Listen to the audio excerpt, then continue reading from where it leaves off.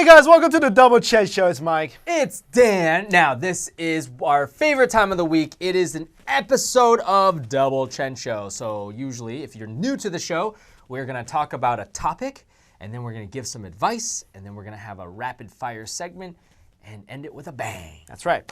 So today, our topic is age in relationships. Like it. You like that? Yeah, I like that. I think you would like that. I think I like that because, well, for example, I'm dating someone and I'm significantly older than she is.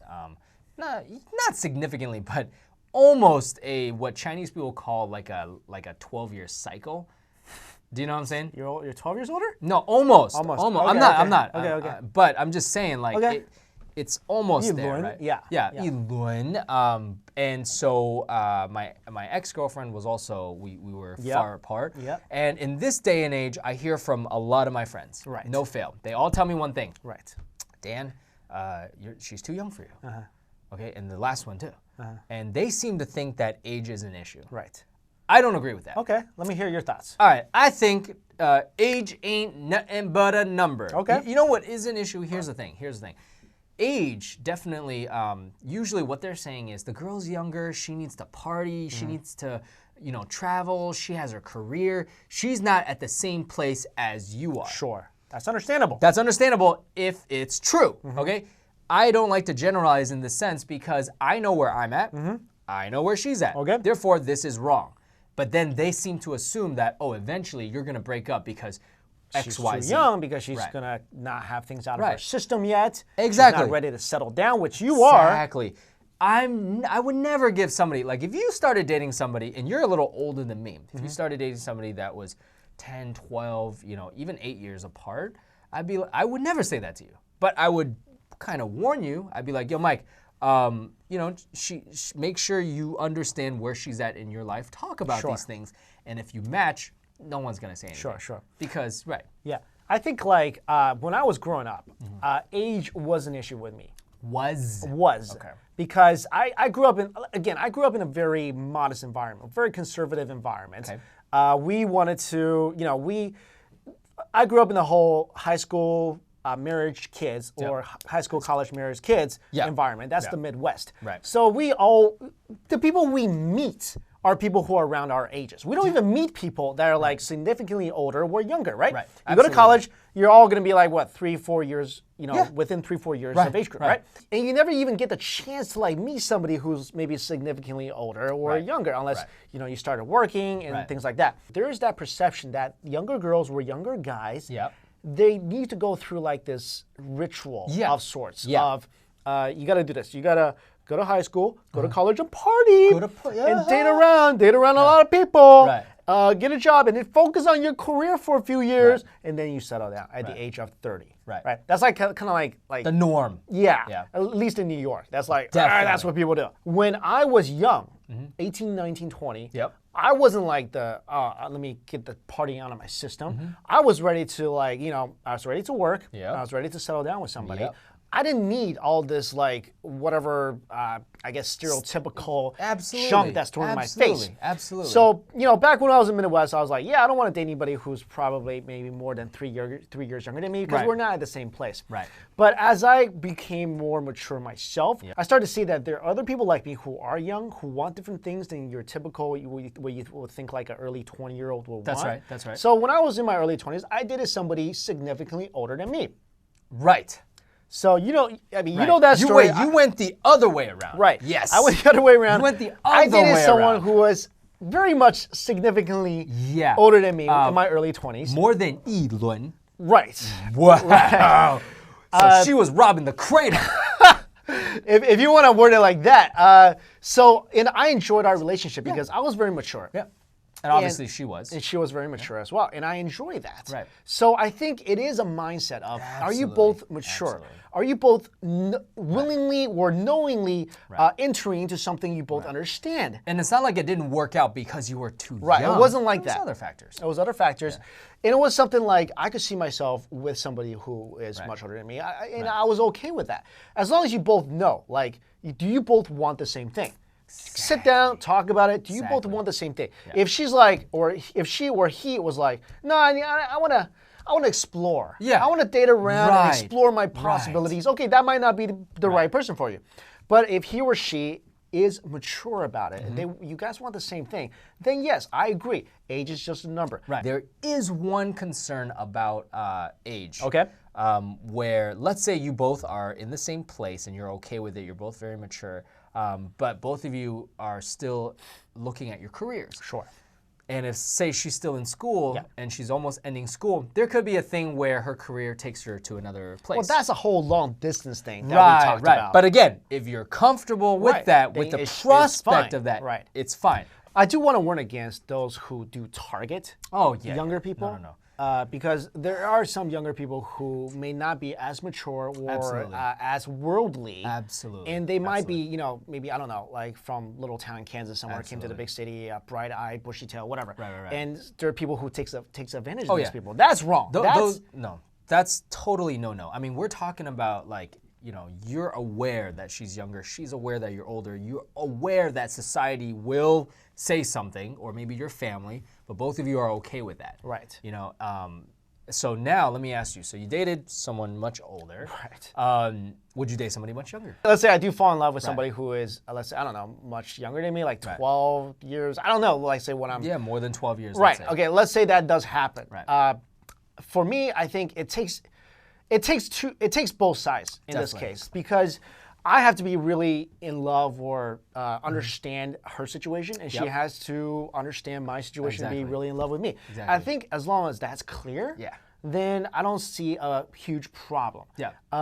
Regardless of what people say. Also, I think we're entering into an era where this is becoming less of an issue than it was before. Absolutely. Here's also why. Okay, so in the past, I'm not going to say we mature slower nowadays, but it's a little bit true, because we're in our early 30s, right?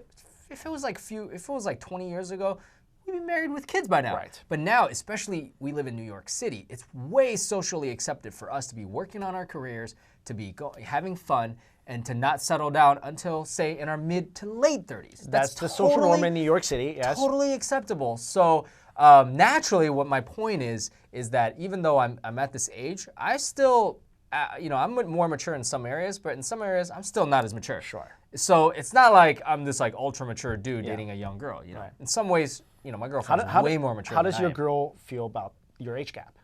She thinks I'm too young. No, just kidding. That's a joke. That's a joke. That's a joke. No. She's totally fine with it. I mean, it's not an issue for her. And your girlfriend's really mature. She's very mature. She's very mature. Most people think she's like in her late 20s, even though she doesn't look that way. So most people don't even blink an eye. Never has anyone been like, "How old's your girlfriend?" You know, and when you know that's the case, you know, age is nothing but a number in that case. So I'm not the person to ever give this piece of advice.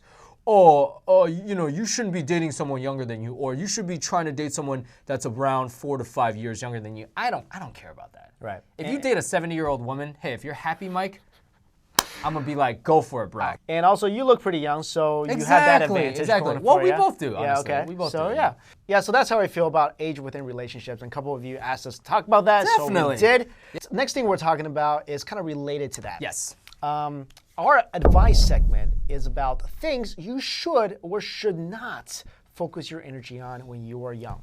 I love this question. You like it, okay? Because we kind of touched upon this all the time when we talk about college and growing up, but now this is very specifically, we're going to tell you what you should and should not do when you're young. Because we experienced it. Absolutely. And we have certain things we at least for me, I'm like, I probably shouldn't have spent so much time on that. Right. And absolutely. Maybe there's some things I should have spent more time on. Absolutely. Right. My first piece of advice is this.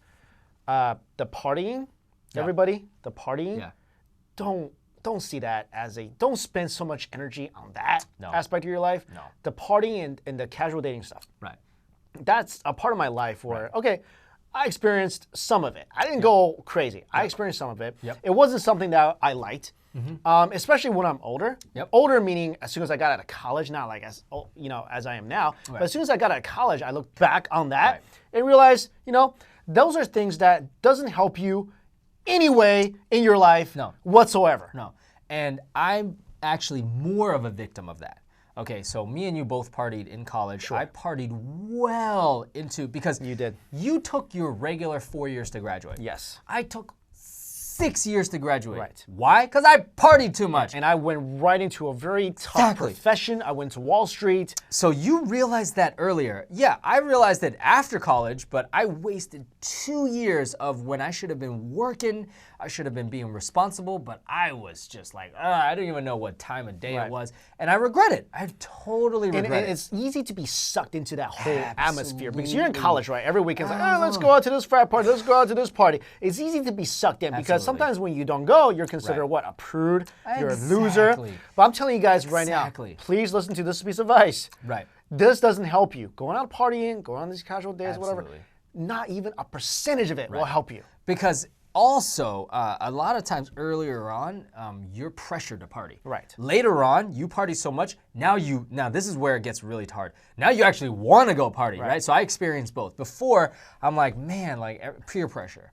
Now I partied enough where I'm like, this is awesome, because you kind of lose sight of yourself and what your goals are. Then you get to the even worse. It's almost like it's an addiction now. So now you're like, all I want to do is party, party, party, party, party. And that's when you really get into like you're really wasting your time at that point. Right. You know? And nobody's ever said on their deathbeds or later in life, nobody's ever said, I wish I partied more. Right. You know, and this is what I attribute it to, okay? It's kind of like even today, it's worse because you have social media. When we were growing up partying, I'm sorry, there was no Instagram. There was nothing to share our experience. You know what I'm saying? Like Facebook was barely being used when I was in college. Like most of my friends were like, Dan, why are you on Facebook all the time? People weren't posting photos to the second. Now you get this, what it's called fear of missing out. It's even worse nowadays. People are like, oh, I wish I was at this party. FOMO. Stop. You're not missing out. You just think you're missing out. You're not missing out, okay? You know, sometimes I listen to the radio. Like, I like Elvis Duran the morning show. But some of the topics they talk about, I don't agree with. Like, for example, there's a guy on there called Scary. He's like 40-something years old. And this guy just parties every weekend. I'm like, dude, you're 40. You're 40 years old. Gosh, dude. You're 40 years old. Really? Like, look at your life, man. Like, I'm not going to judge you on what you're doing in terms of like, all right, I'm not going to tell you to your face, oh yeah, you can't do this anymore. That's not my place. But I have an opinion. My opinion is, seriously? He's going to obviously be like, yo, Mike, I make money, I party. You're like, okay, great. So you're going to be 50, unmarried. I hope he's not married. If he's not married yet. Yeah. No. So you're going to be 50. You're going to be 60. You're going to be one of those sad rock stars that, you know, by the time they're 70, they're still trying to. People look at those people and feel sorry for them. It's like, really?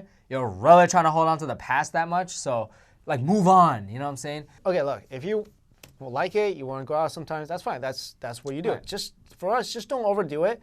Because like we said, you're gonna get to an age where seriously you're gonna look back and be like, why did I do all that stuff? I'm saying that to myself now. You know what also irritates the crap out of me? This saying of I need to get this out of my system. I hate that saying. You know what that saying comes from? I experienced it, okay? I said those words to myself. Now when I look back, I go, why did I say that? When you say that, you feel like you're not happy unless you can experience what you feel like you're missing something. You're not. It's like oh, if I get married, that's it. My life's over. I gotta settle down. I gotta get all this out of my system before that happens. Marriage is awesome. Being with somebody you truly love is awesome. And also, that's not called giving up life. That's when your life really begins. And also, I wish I had somebody to tell me these things. I wish I had an older brother or a dad or a mom to be like, Dan, look, go party. But seriously, focus on your career. Focus on what you're good at. You know, build something. Bring value to other people. Bring value to this life. You know, don't just be so selfish. These are actually a lot of traditional Chinese things. Unfortunately, a lot of people don't get told those things. Another thing that we want to bring up is when you're young, you should explore and travel more. Oh my gosh. You know what's a cure? You know what's a cure for feeling like you're missing out? Leave this country. I'm serious. Like leave. Okay. Like I'm gonna use America as America is one type of country where people don't get out. You see people from Europe, South America, and they just seem like so much more chill and not into themselves. Why? Because they're like, man, I've seen a lot of the world. I've seen a lot of cultures. I've seen more than just my own little town. You know, most Americans don't have passports. Like, because they don't plan to go anywhere. No. And like, let's say like best country in the world here. Let's say you're traveling from, you're living like, especially in the Midwest. where do you go on vacation? Disney World. You go to Florida. Why are you going? Why do you need to go to Europe? Why do you need to go to Asia or any place like that? Like, people who, let's say, retire at age 65. They'll say things like, when I retire, I want to see the world. Don't wait. Don't wait. You know how hard it is going to climb the Great Wall of China at 65? That's a lot of work. Do as much as you can to see as much of the world as you can when you are young. Study abroad, exchange programs, go work abroad. Oh my gosh. Do anything you can to see other cultures, and guarantee you're going to be a much more well-rounded individual. I don't have most regrets, okay? High school, in my Spanish class, people took advantage of school and took a trip to South America because they were taking Spanish, and they had this great time there. And I was like, why would I, like a dumb American, I'm like, why would I go there? And they had this great experience, and I didn't. Yeah, you know what my biggest regret is? I had an opportunity to go on this thing called the Semester at Sea program, where we would have visited like 20 countries and to spend the whole semester on a cruise ship, and basically saw see like all these great places. And because I was like, I'm an RA, I have responsibilities to my I don't know if I can take a semester off. I didn't go. And to this day, I'm like, why didn't I go? Because we talked about this before. Now when you try to go, okay, you got to take time off work. You got to pay for it yourself. So not only are you losing money from work, you got to spend more money to do this. There's no point in your life when you're a working adult, can you just say, I'm going to take a semester?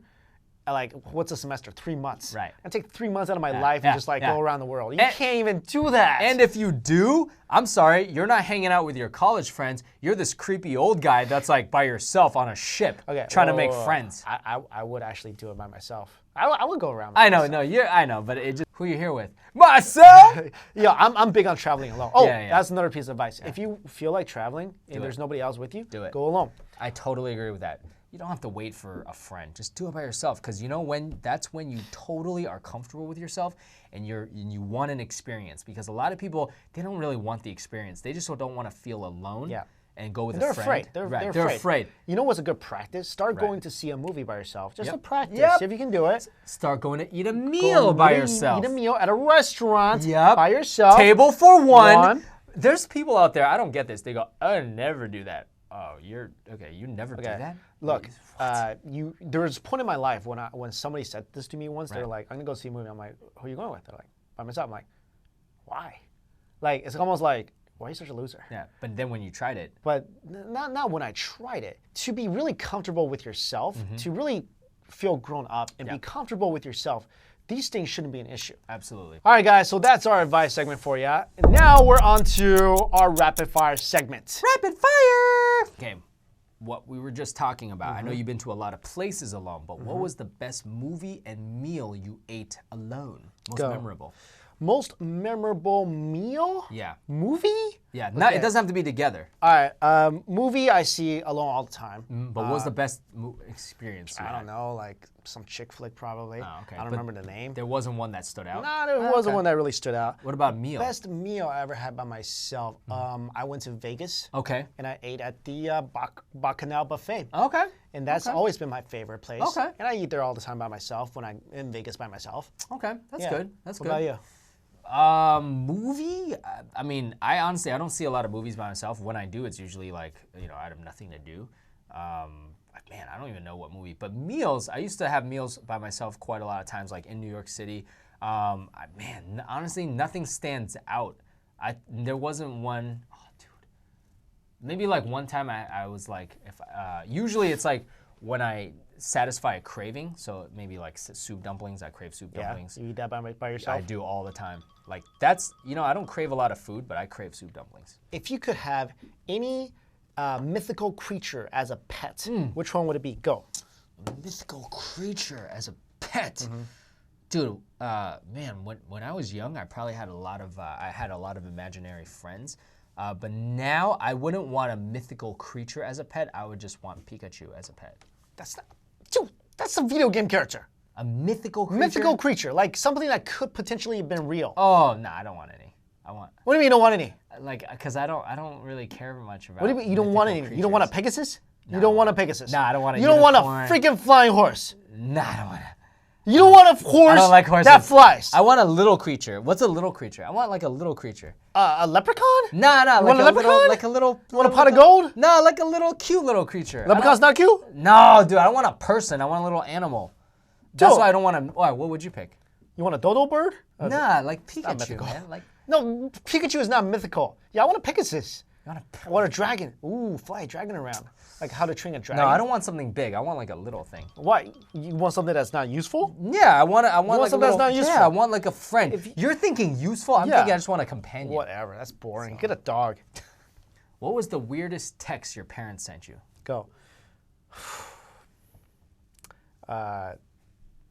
Okay, well, there was a text when I was about to make a big decision. Yeah. And this is the first text. My parents don't usually text me. Yeah. The first text I ever got from my dad. And he wrote like, "Hi, Mike," blah, blah, blah, blah, whatever the content was. And then at the end it said, "Signed, Dad." It was just the most awkward thing ever. It's just like awkward. Because like, It's like he wasn't sure if he had to like if he Oh, was it's writing so you awkward. a letter or like. yeah, just reading it is awkward. It's just, if you're Asian, like that grew up in a very non-emotionally, there's no emotion on the surface kind of family. right. This is just awkward. Because like, "Hey Mike, blah, blah, blah, Dad." You're like, oh God, Oh my that was gosh. hard to read. Oh my gosh. Do your parents ever text you No, though? my mom can't text. My dad doesn't text. My mom emails me, but stuff like, "Son, can you order this on Amazon She for me?" emails you? Yeah. It's like broken English. What does she say, son? Yeah, she goes, Say "Son." Dan or son? No, she says son. I hate it when they do She that. literally says son. Arza, like this kid. Oh my God. Yeah. But me and my dad email a lot because he lives in another Yeah. country. And this is like normal emails. I just don't like the awkwardness. But you know, this would be awkward for you. My dad says, "With love, Dad." Oh my God. oh. You would be like, or he goes like, "My dear son." Oh. And that's how we Oh, that's so horrible. Yeah. Like we didn't have a close relationship, Oh, but wow. now That's like awkward. we only imagine if your dad said, Oh, "My I can't. dear, I can't. my I can't. dear Michael." I won't be able to look at my dad again. My dear Michael. I would have to delete that text message and pretend it never existed. That's why, like, even though my dad and I weren't that close, it's kind of nice that we email each You other. okay like with that? Oh, totally. I'll be Oh like, my God, "Love I your can't. son." Oh my God, you do that too? Yeah. Oh, that's so awkward. You would be like, oh, that's so if your awkward. dad did My that? skin is tingling from your awkwardness. Like seriously, Oh, it's like dude. old time letters, like "My Can't do dear that. son," "My dear Diane." Team Mike, Team Dan, if you think that stuff is awkward. Even when my mom signs off, she's like, "Son, can you order this from Amazon? With love, Mom." Oh! Did oh! I just make your skin Oh, crawl? that's so Oh, man. creepy. Dude, I'm telling you, man, my Oof. parents are hippies, dude. Oh, I can't deal with Hey, that. what's up? All right, my question for you, 60 seconds. Would you get a big dog or a little dog? Go. Oh man, I would get a medium dog. What does that mean? Okay, I don't like small dogs like Chihuahuas. Yeah. I hate small dogs. Yeah. But big size dogs, are you talking about like big as in like golden retriever big? yeah, like Or golden retriever. Yeah, to me that's a medium because a big dog is like a Great Dane. No, like that's a big too dog. big. Yeah, I would get a medium to big like husky. I would get as big as a husky. Yeah. I love huskies. I love what do you call it? Wait, did you start loving huskies because I told you I love huskies? No, I love huskies ever Are you since I was little. sure? When Did I you saw steal my No, dog? when Did I you was a- steal my dog? No, whenever I saw the first little dog movie I Because saw you was steal a lot of my stuff. no. You steal No, my no, no. top anime Down. list. You steal my top martial arts movie list. Did you steal my dog? I love huskies since I was a kid from White Fang. 'Cause I told you I love No. huskies. I watched White Fang when I was 11. I love huskies. What about your? I love huskies. Oh, you would get a husky? I would never get a little dog. What's the point of a little dog? It's like intruder comes and the dog's just like, yep, yep, yep. And the burglar just kicks it. Look, I love animals, but when a little dog goes, "Brr, brr, brr," I just want to be like, "Shut up." And also, like, I don't want to accidentally sit on it. Oh, I know. You know what I mean? And it's that like, could happen. "Brr." Yeah, That could happen. This is a pretty gruesome question. If you were forced to eat an animal between a dog or a cat, which one would you eat? Go. Dog. Why? What's the difference? Because dog has meat. There's no meat on cats. Oh, good point. I couldn't eat a dog because they're cuter. Cats You can eat a cat? Yeah, I can eat- I'm just saying. You could not eat a cat. If Look someone how said, fluffy- if someone held a gun to my head and said, "Eat one," I'd eat the cat. Okay, first Because of all. it's not about deliciousness. First of all, can I just say, I don't want to eat either. Yeah, 'cause I love both. I don't want to eat either. But I don't I'm like just cats, saying, but I don't want to eat either. Dogs at least have, like, cats are like, what do you even eat? It's not about the meat. It's about dog is a man's best friend. You know who Cats ate are cats wild. once? You know who ate cats once? A Book of Eli guy. You ever seen that movie, The Book of Eli? no, I Denzel haven't. Washington. He ate a cat. He ate a cat. Yeah. Honestly, both of them wouldn't taste good. I wouldn't want to eat both, but if I had to pick if my life depended on it, I'd pick the cat. No, I Are eat you a kidding dog. me? Dogs are always bigger. Dogs are your best friend. But they're bigger. Who cares? It's not about the meat. Wait. You think that dog's gonna taste good? So the dog. People eat dogs. Koreans eat dogs. The Chinese eat dogs. Vietnamese eat dogs. That's just saying to you, nobody eats cats. I think. Yeah, they do. Asians eat Also, cats if too. you're keeping a dog alive, what are they gonna eat? They're gonna eat you. They're gonna eat you. Dude, that's a morbid question. I'm sorry I asked you that. That's horrible. What goes through your freaking head? You asked me the question about a dog, and that's what I thought of. Yeah, I asked you a question about which dog you like, not which dog you want to eat.